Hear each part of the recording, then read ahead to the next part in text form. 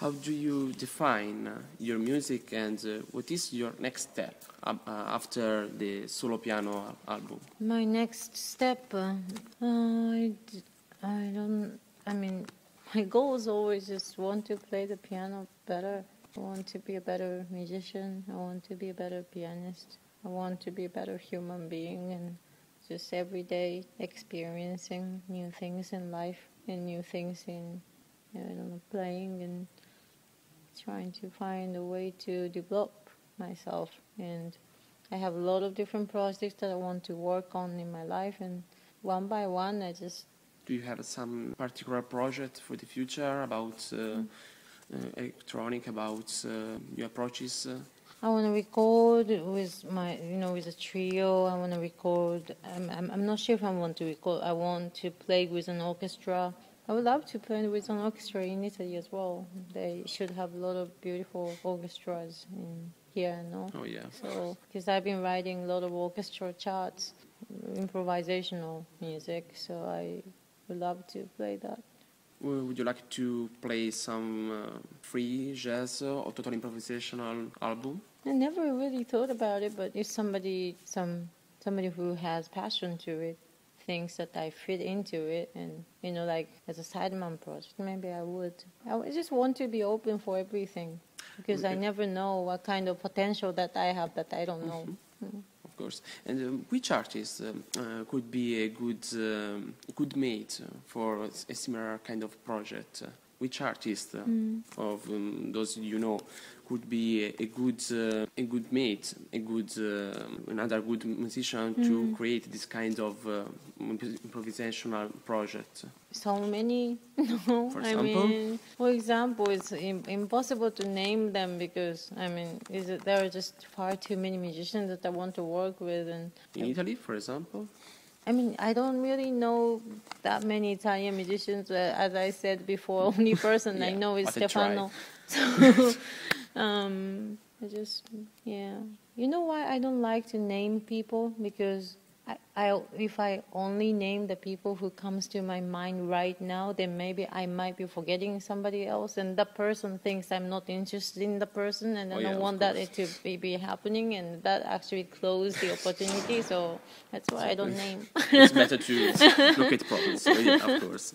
Well, some last questions about your experience of study.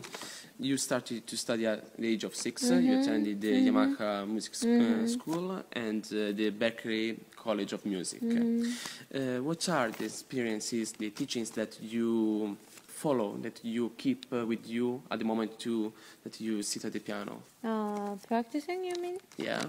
Every kind of... I do scales. I still practice a lot of classical music, because that's actually really, of course, good for techniques, but at the same time it's great for compositional view, because the classical composers really know how to use 88 keys, in composition. So I studied a lot of classical pieces, and it was useful.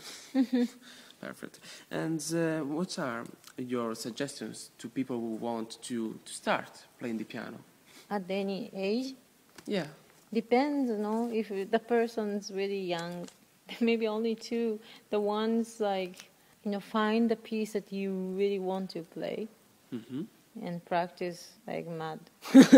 Of course. And always listen to good players that who you want to play like, that, because that really gives you good inspiration. And another thing is always wipe the piano, really clean the piano. Clean? Clean with cloth. Oh yeah. Because a lot of people doesn't care, even people who tune the piano, they don't care.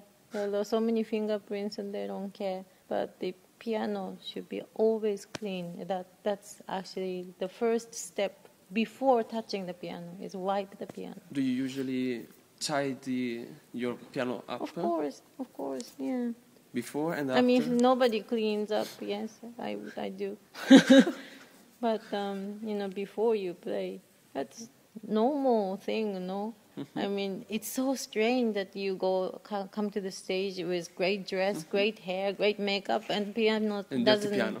Piano's dirty. Yeah. It's sad, you know. It's Yeah, disrespecting it's quite, piano. I want to always. I don't know. For me, piano is like piano has such a long history. So it's. I don't know. It's a really heavy instrument. I'm not talking about weight, you know, like it's just About this, the yeah. existence is really heavy, and it's such a deep instrument, and it takes lifetime to understand and master the instrument. So you have to show as much respect and love to the instrument. And respect. Then you might be able to understand a little bit, that much of depth. So it's very hard.